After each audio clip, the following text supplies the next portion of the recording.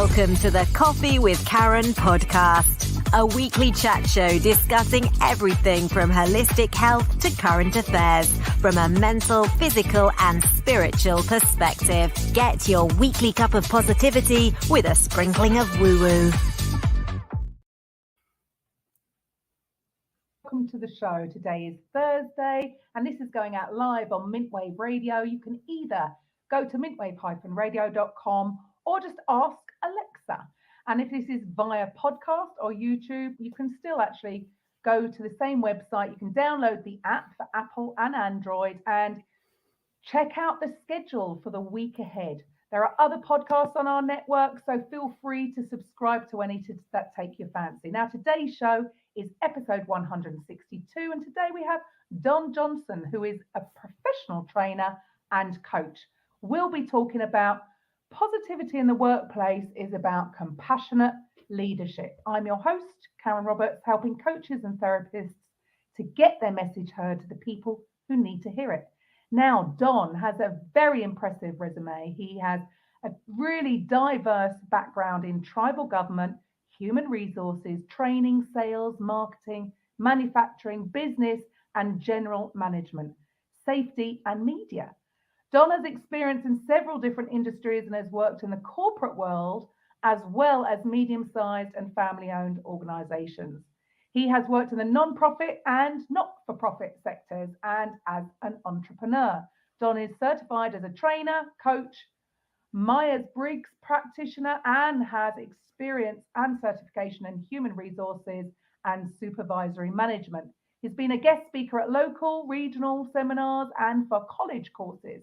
In addition, he has served on numerous boards of directors, member and president. He has even served as trainer for the Washoe tribe of Nevada and California for 10 years in supervisory leadership and human resources policies and many other topics. He has also been invited to present for regional and national conferences. Very impressive resume there. Don, welcome to the show. Yeah, thank you. Nice to see you, Karen. Great to be here.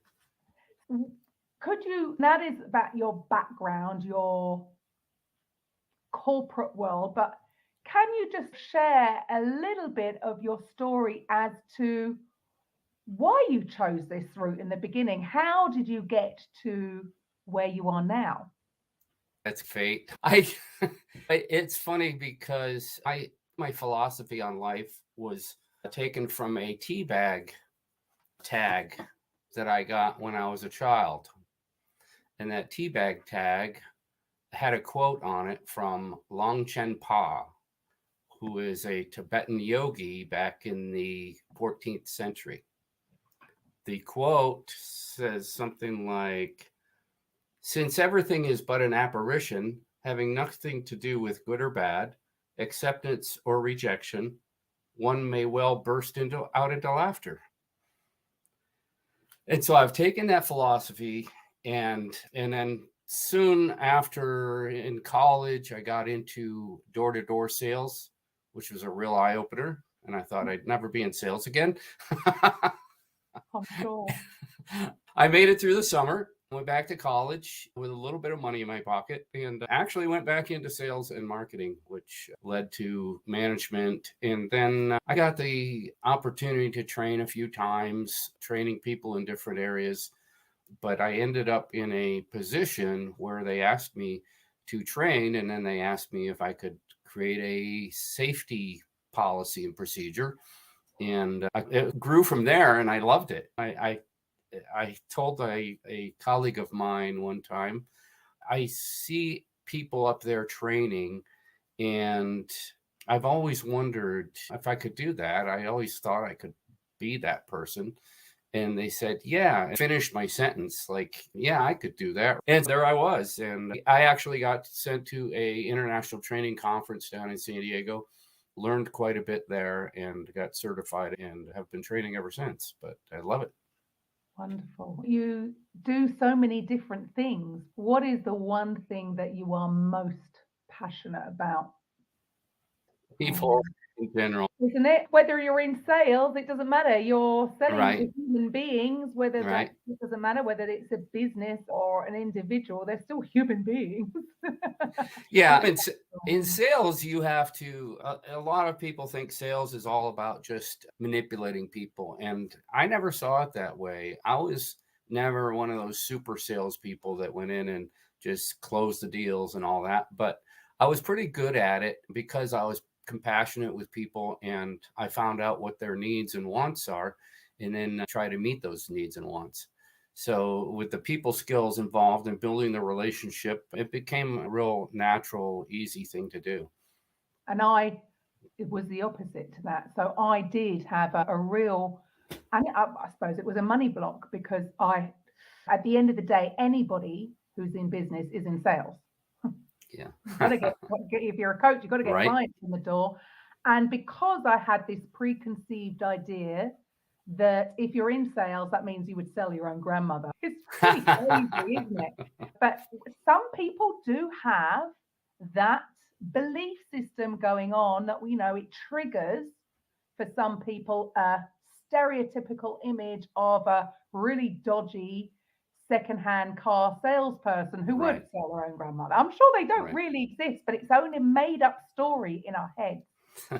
And yes, again, I think it's so often that it's people's perceptions of what it is.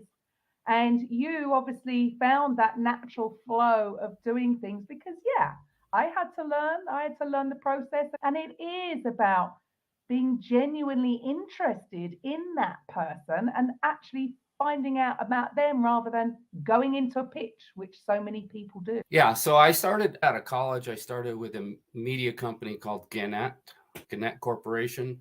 They were the largest chain of daily newspapers in the United States and many other media. But they started USA Today newspaper. And I learned a lot there. One of the things I learned was that sales was 5% product knowledge and 95% people skills. So it just goes to show you that if you're good with people, you'll probably be a good salesperson.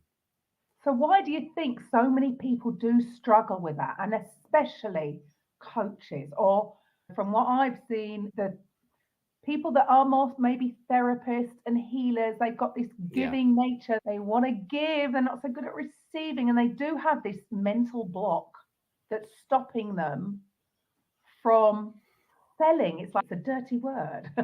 Yeah, no, it can be. One of the things I thought of when I first got during college, I got into door-to-door sales. And door-to-door sales, you get the connotation of a vacuum cleaner salesman or something of that nature, where they just need to make the sale and they don't care about anything else. They're just going to sell their product. And they tend to trick you into it. Here, just sign here and try it out. Sign here and we'll get you all taken care of. We'll get you financed. Don't worry about that. Also working with car salesmen and things like that. Some of them are pushy and some of them do, go beyond that relationship bubble to the point where they're irritating.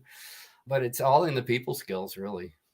So why do you think, so this is what you're doing, you're helping your leadership coach as well. So why do leaders and managers struggle with these people skills?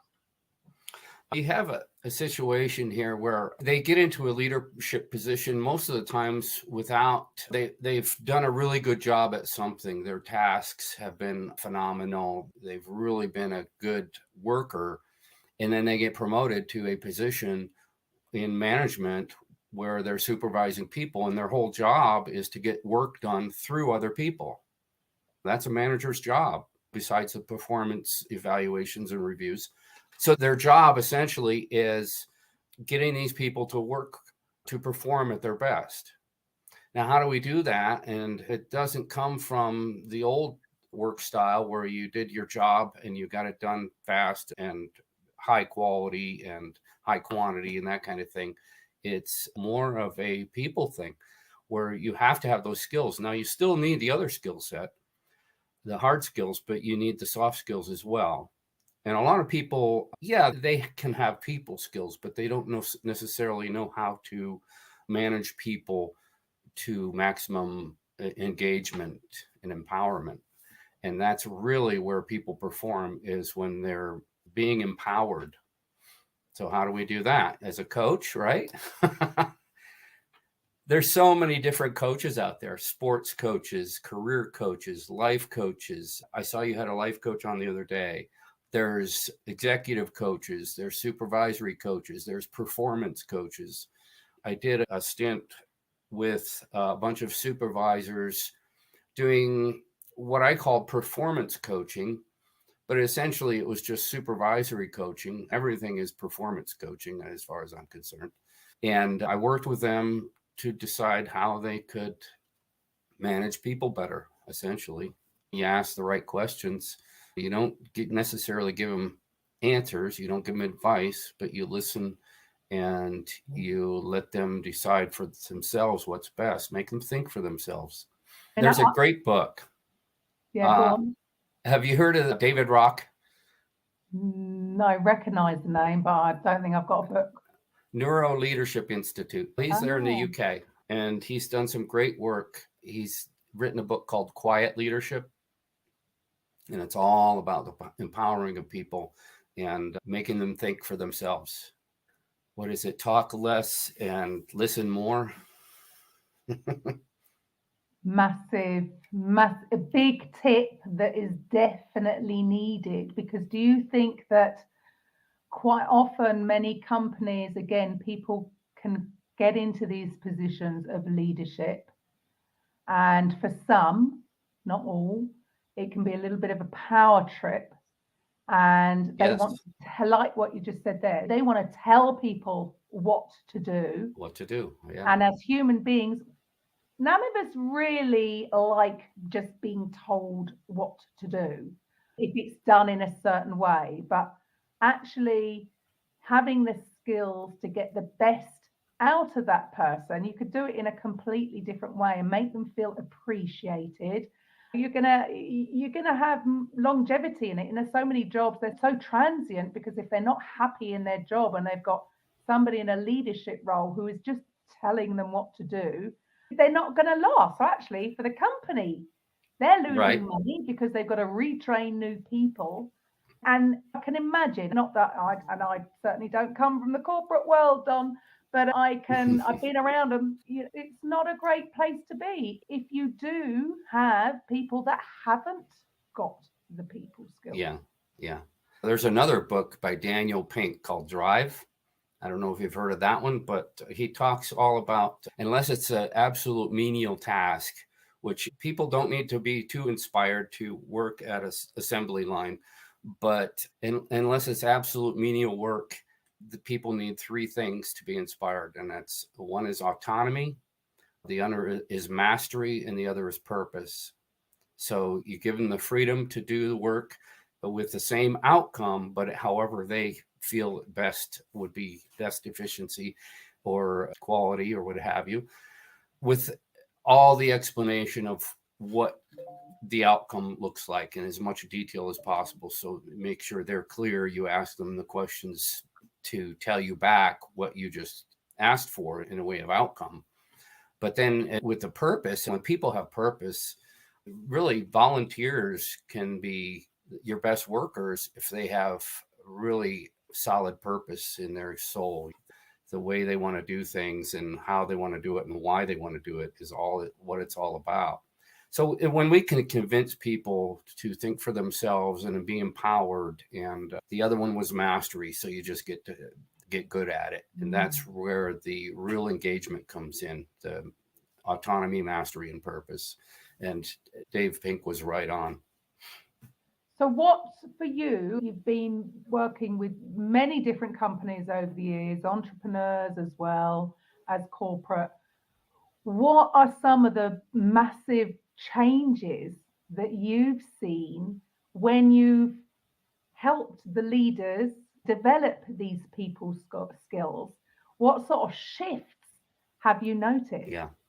I've seen even in individuals, employees, I've coached some individual employees, and with the learning I've taken in cognitive behavioral therapy and positive psychology and those kind of things, motivational interviewing, I don't know if you're familiar with that, but talking to people and finding out what's blocking them from moving forward is a great deal of help. When we find what those barriers are and we help them overcome those barriers through their own thinking, then they're in that mindset where they can overcome just about anything. Where do you think that comes from is the questions I ask. Is that something from your childhood or something earlier on or later on? And they think back and they pinpoint where that behavior came from, and then they can react to it more, and I can help them through it more. Brilliant. But Uh, again, so yeah, that's through you asking questions, not telling. not telling. Ask more, tell less. Yes. I mean, it is massive. That was a massive learning curve for myself because I came from a very instructional Oh yeah. place. I come from a completely different arena. Fitness. I'm giving instructions.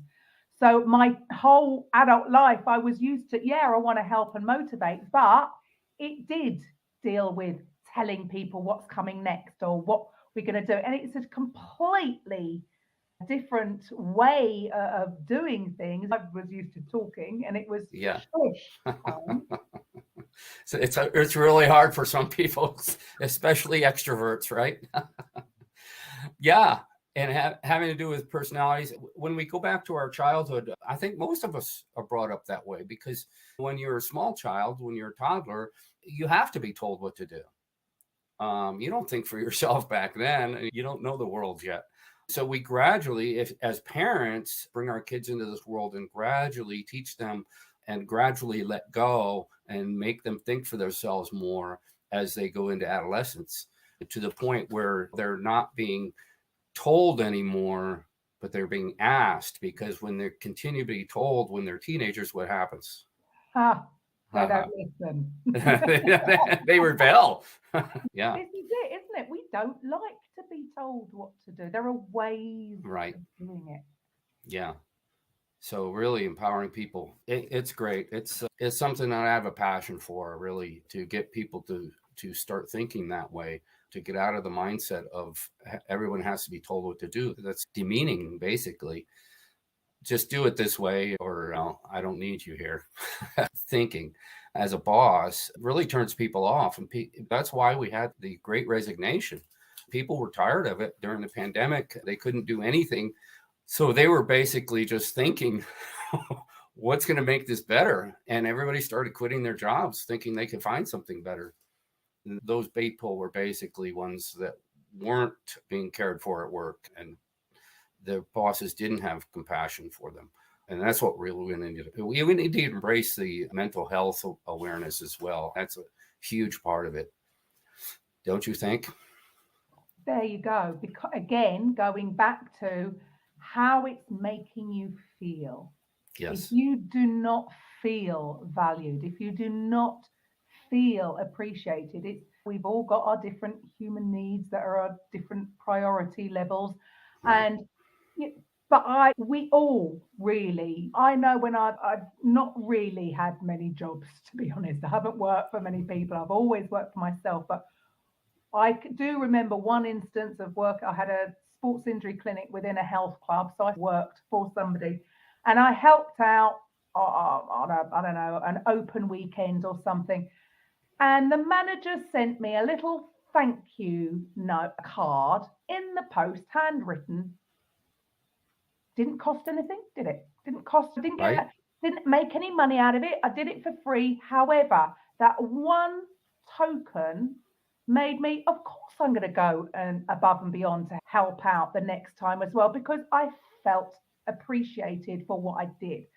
Most other places, they're just going to yeah, thanks, bye. And of course, it goes a long way because, yeah, how did that make me feel? Yeah, I felt like I had some value within the company, within the health club. And sure. one tiny little thing that anybody could do for their staff or the people helping out. And it goes so far. I know so many people actually, the money isn't necessarily the real important thing with certain jobs. It would be those things Right. where you feel safe, you feel valued, you feel appreciated. And the leaders who don't have your training done are missing out, because Yeah. they would get more out of their staff, because quite often the ones who are telling them just what to do will only do the bare minimum that they can get away with doing to guarantee that they can still come back on Monday to do their job. Right. Whereas If they want to come back. yeah, if they want to come back, exactly. It makes more sense. And why would you want to eat? I see. This is why I just didn't want to be around that whole Right. working environment where you get into office politics, and it didn't suit me. And I don't understand why anybody would want to be around that kind of thing, because you Right. work so much, you're in work for so much of your life. It needs to be an enjoyable space. Yes, it doesn't it. In many years in sales, I did enjoy a lot of freedom. I wasn't necessarily always under that pressure of the office environment, but It's their environment. yeah, That's a great yeah, place to be, isn't it? yeah. There's someone else that does a lot of this work, Dr. Bob Nelson, who's, I believe he's out of San Diego, California. He works with a lot of Fortune 500 companies that teaches them how to just do these things that don't cost anything. Like you were mentioning, the little handwritten note goes a long way. And he's got a book, I think it's called 1001 Ways to Engage Employees, something like that. Really good stuff. Those kind of things we need to think about and do more of, really, to get people to get up in the morning, get out of bed, and get excited about what they're going to accomplish that day at work, instead of dreading going to work and waiting till 5 o'clock and leaving. I can't even imagine it. I just can't. I actually can't even imagine it. And I feel for people that have to do that and do have leaders with no people skills. It must be awful. So how can they be more in touch with their workforce? A lot of it is just, like we said, listening and asking the questions. So asking the right questions, not asking those closed-ended questions or those directed questions, asking just open questions of what people are looking for, understand what people want out of the workplace. There's a real push these days for flexibility, for the kind of benefits like personal and professional development and things like that workers are looking for. The generation is changing things in the office as well. The different generations are looking for something short, sweet, to the point of what they're most inspired by. If we can inspire them, get them to think about the purpose of an organization and how it aligns to their personal purposes of being there and all that, they're totally engaged in that work then. You look at these volunteer organizations, like worldwide volunteer organizations who track all these volunteers, and they're all inspired to do what they're doing. How do we do that? It's through the purpose. It's through, if we can sell them on what our purpose is and how it relates to what they believe in, their own values versus the organizational values. Once they're tied together, it's a no-brainer, really. And have you noticed, you mentioned there about the different age groups, right? So again, you hear so much of people putting down millennials. I'm not even sure what the age range. I don't think my children, I can't remember what the different names are. I think my girls are, is it Gen Z or is that me? Millennials are getting older now. It's Gen Z, Gen X. Oh yeah, so they're the Gen Z. So Gen Y. Sure I can't even keep track. I know. I'm like, what? But I have heard people, complaining about millennials. Or what do you see the difference of the different types of age groups and how they feel about working in the workplace, and how do you have to deal with them slightly differently, or what's going on there?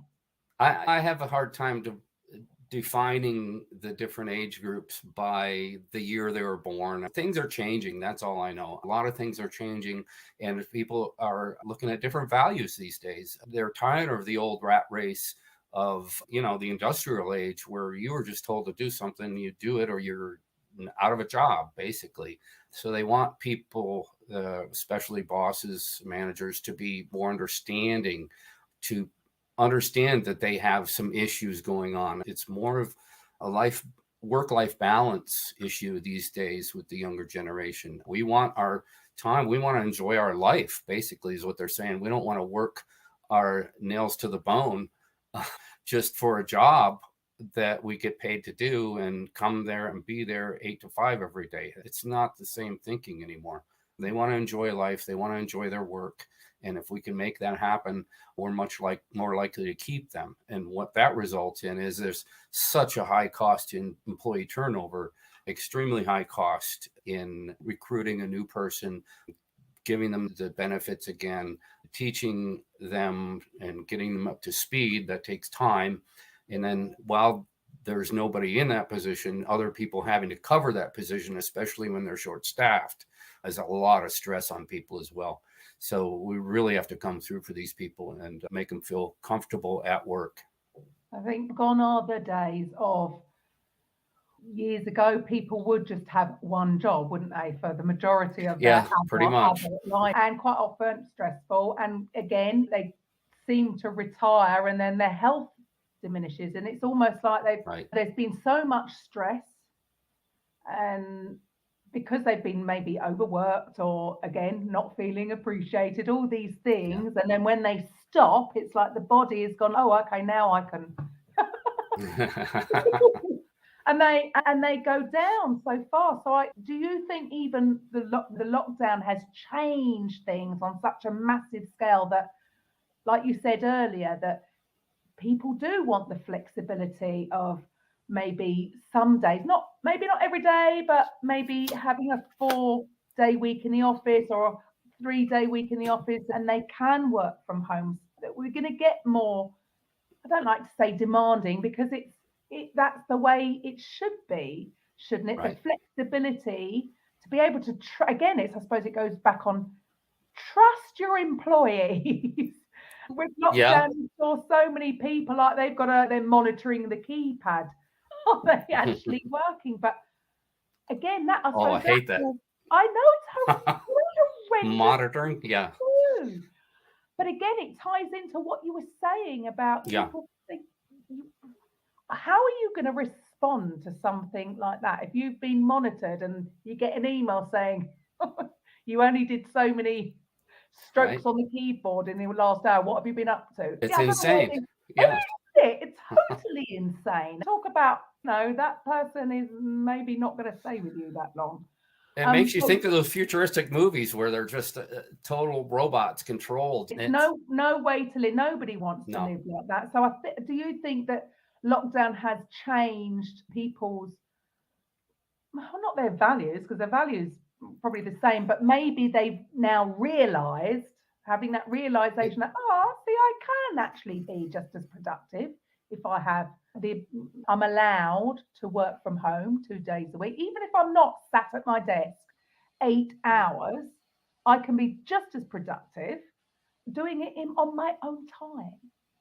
Yeah, I think the pandemic brought a lot of people out of the shadows and realizing what they really want in life, what their values are, and that their job wasn't meeting those values. And that's where it all comes from. I think I mentioned to you this before, there's a group on Reddit now, which is a social media platform. It started out as about 100,000, and it's called Anti-Work Group, a subgroup. And it was up to 2.4 million last time I checked. I started following it just to see what they're saying. And they just talk about all kinds of things about the work environment. And they're not necessarily not working, but they're expressing their dissatisfaction in the work environments and the non-flexibility, the demands from management and things like that. Sure, these big corporations, executive management wants to show their shareholders that they're making money and they're efficient and they're good investment. But then again, you've got to think about your workers, because none of it happens without them. It's your largest expense in any organization and also your largest asset in any organization. And so you got to combine those two and get a perfect balance where you're taking care of them while you're still getting the work done. And they're most productive when you're being compassionate with workers. They're higher performance and better morale. Of course, you're creating an environment where these people are going to perform at their best, and then your organization performs at the best, and it's all better for the organization. But the old way of thinking has to go away, and the transformation.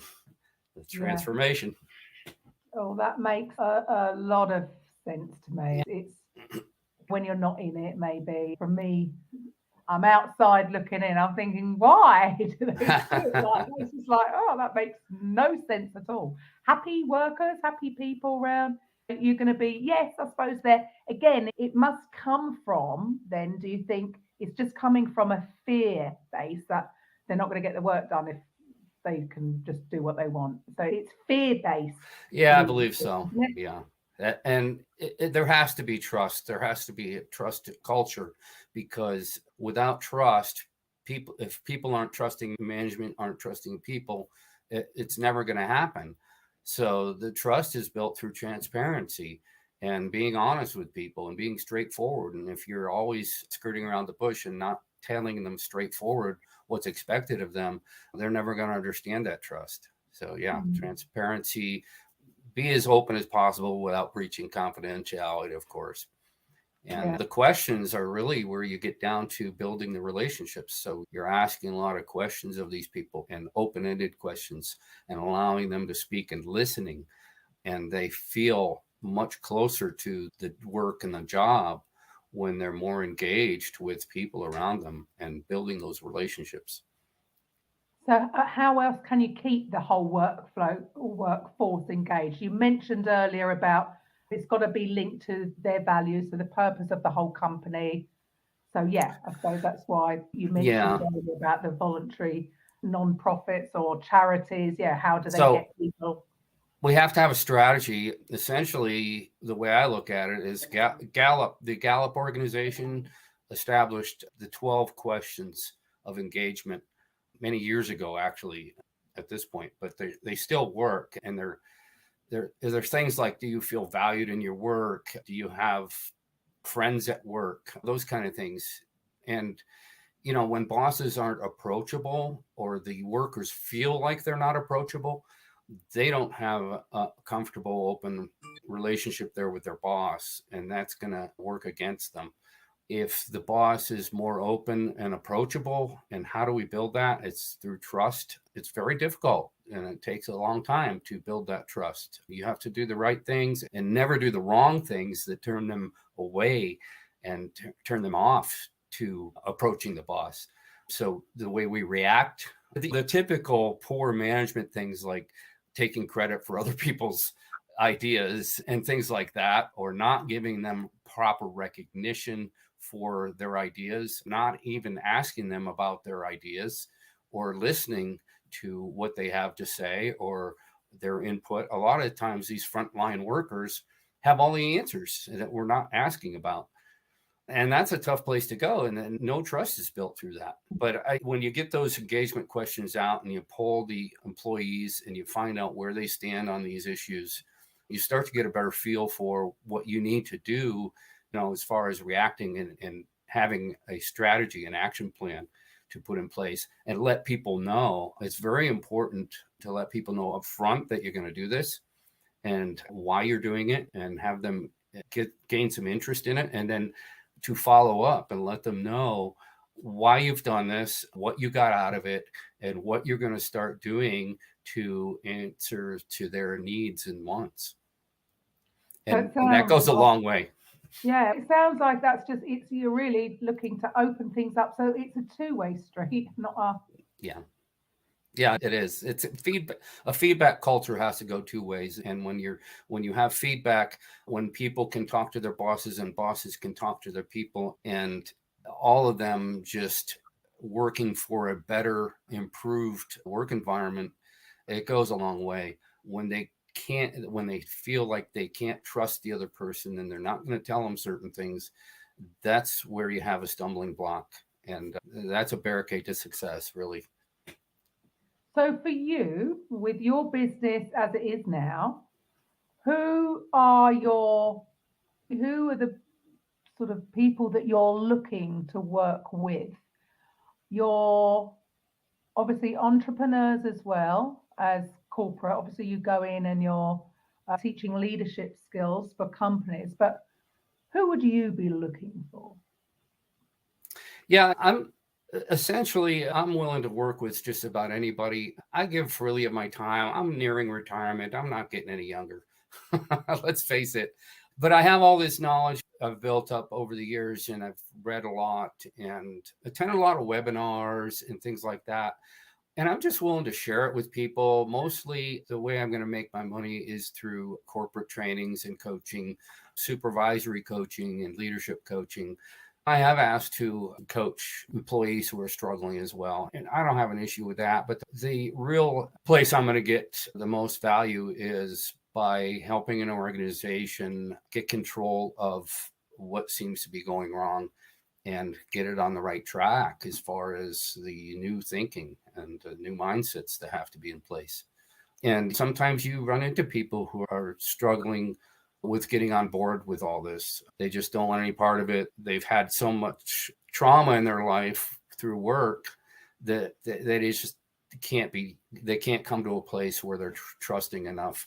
But you have to try and work with them. There will be turnover, and there will be times when, we have to do the hard work, the tough love kind of stuff. But you've got to move forward, and you've got to get people in place who are willing to share their values and to align with the values of the organization, or the organization needs to change with its people.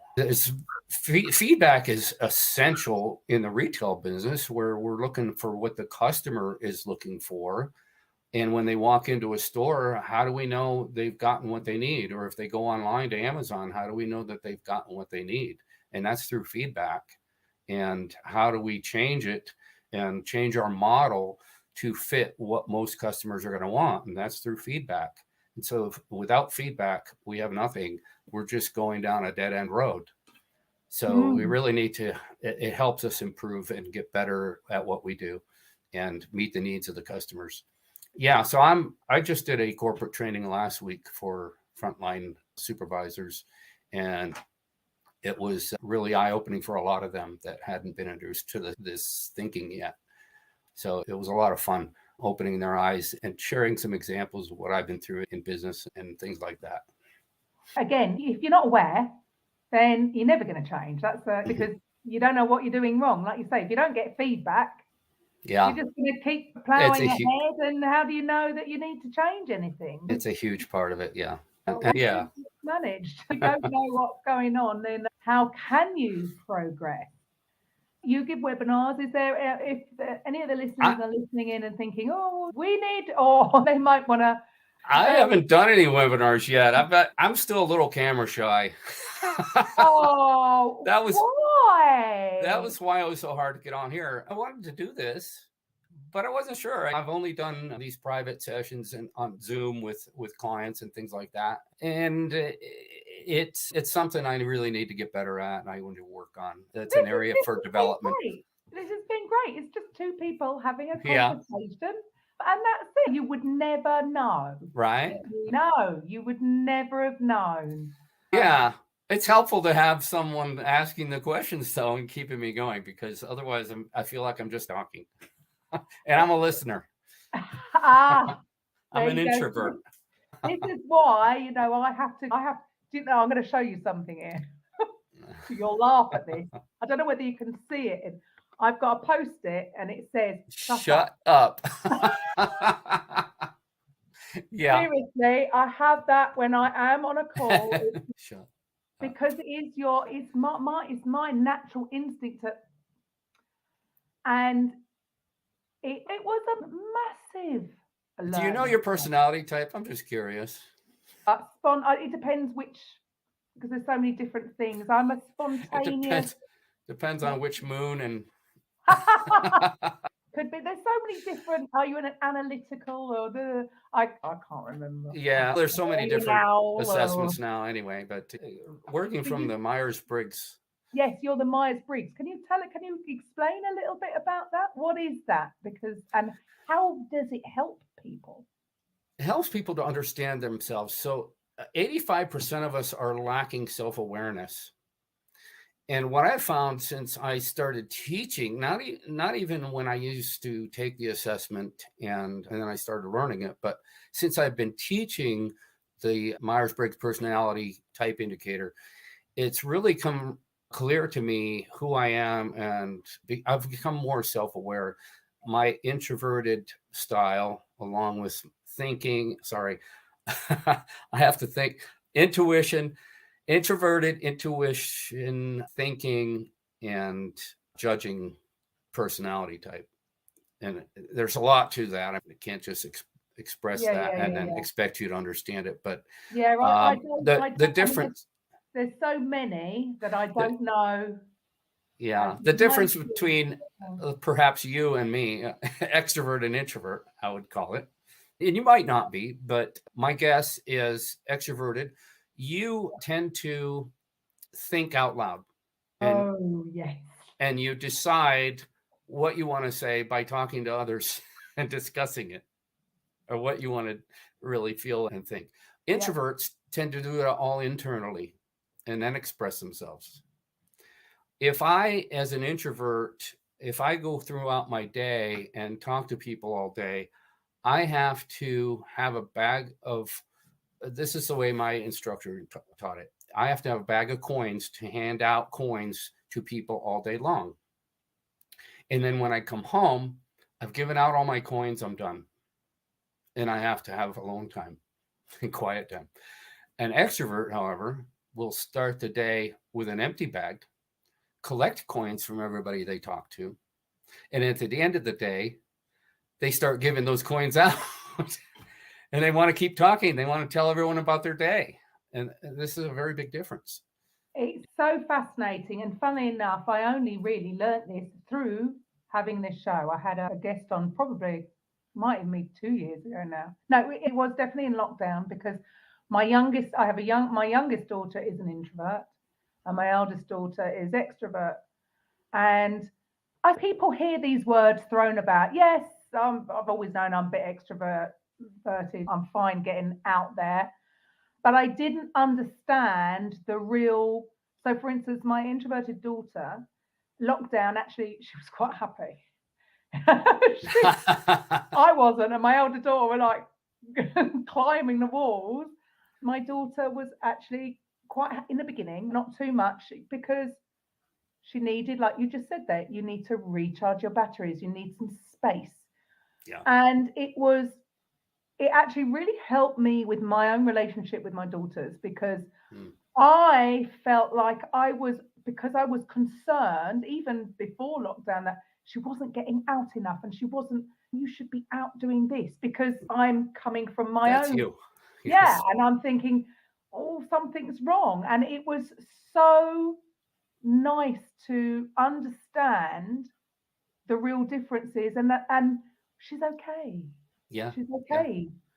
Yeah. So those personality differences can create conflict.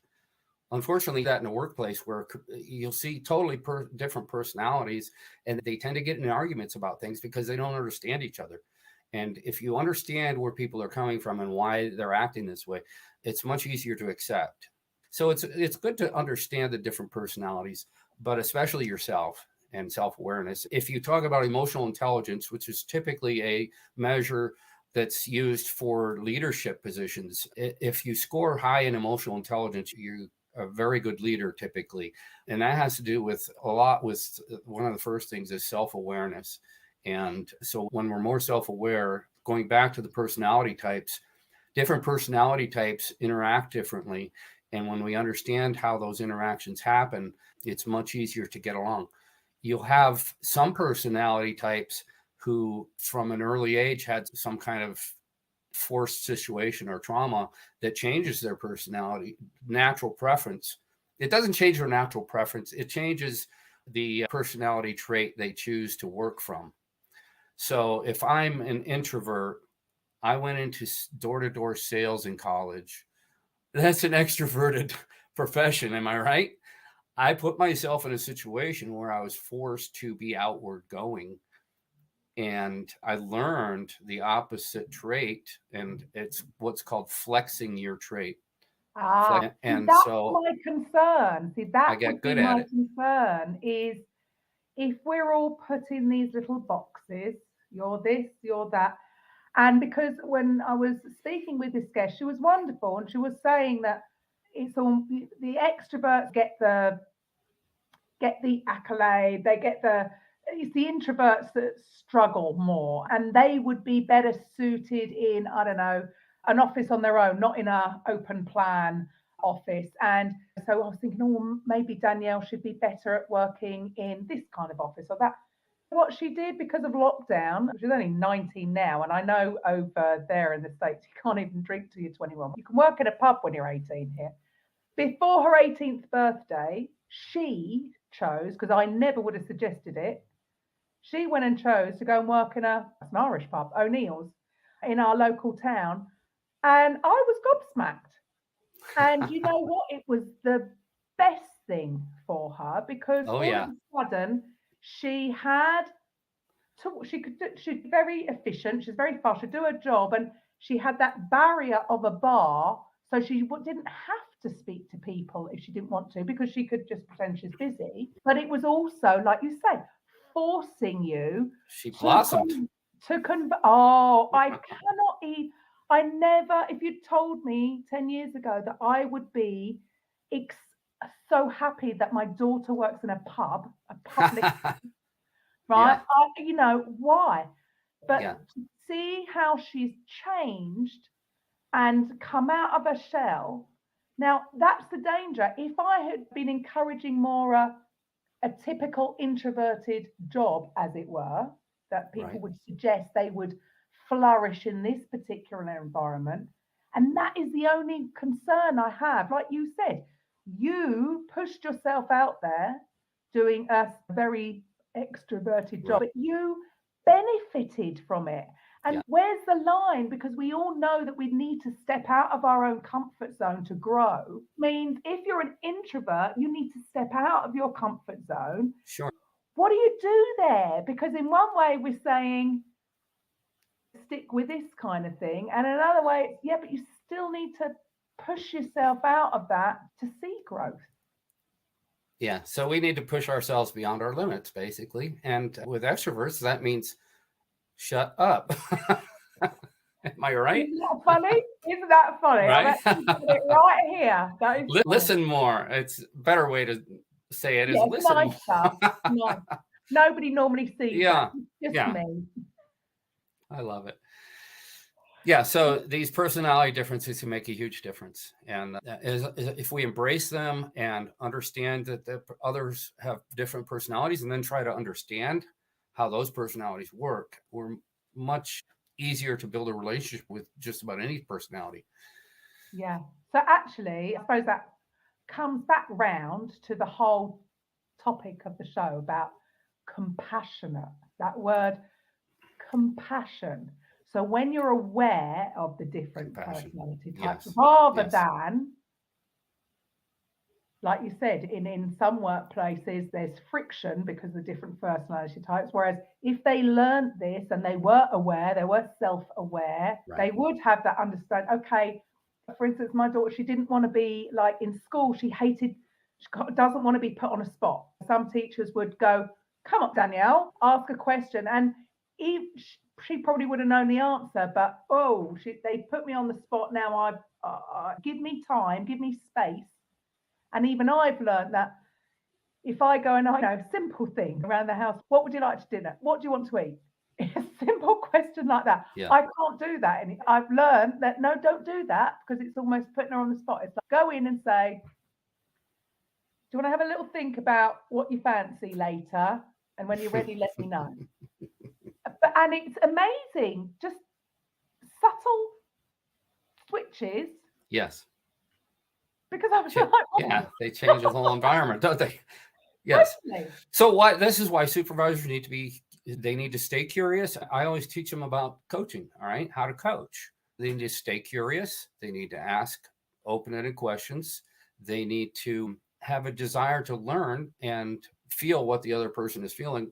And there's four forms of empathy, according to UCLA School of Mental Health. But one of those is the one where you don't actually feel the emotion, but you feel for them. And and so the proper form of empathy can work in your favor as a supervisor and a leader. And so when you do those kind of things and you actually care for people sincerely through curiosity, that's where you want to be. That's the place you want to be. Yeah. So to sum it all up, what I heard from that: compassion, empathy, listening, caring, caring.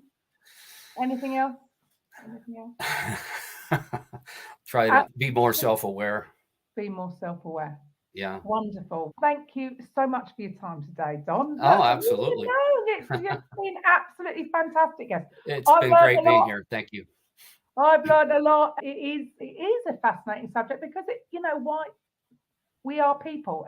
Everything you're going to be doing, whatever business you're in, you're going to be around people. Yes. Even the introverted ones, you're going to be around people. It makes sense to, the more we learn and the more it is about being self-aware. So that we can all improve and have a more welcoming, happy environment at work, because it doesn't have to be the hard slog, does it? No, you're right on. Thank you very much for your time. It's been an absolute pleasure. And to everybody else, we haven't. How do people get in touch with you? I can be contacted. I'm on LinkedIn. I'm on Facebook, Manage Your Staff. I have a website, manageyourstaff.org. And I just try to help people. Yeah. Manageyourstaff.org. No spaces, no dashes, no dots, just manageyourstaff.org. Brilliant. There we go. We nearly missed that. Got caught up in the conversation. Oh, yeah. Very important part. If you're watching it, all Don's links will be down below, but that was just for the listeners. So thank you for your time. And to everybody else, I will be back on Monday. So have a wonderful weekend. I'll see you then. Bye for now. Coffee with Karen podcast, a weekly chat show discussing everything from holistic health to current affairs from a mental, physical and spiritual perspective. Get your weekly cup of positivity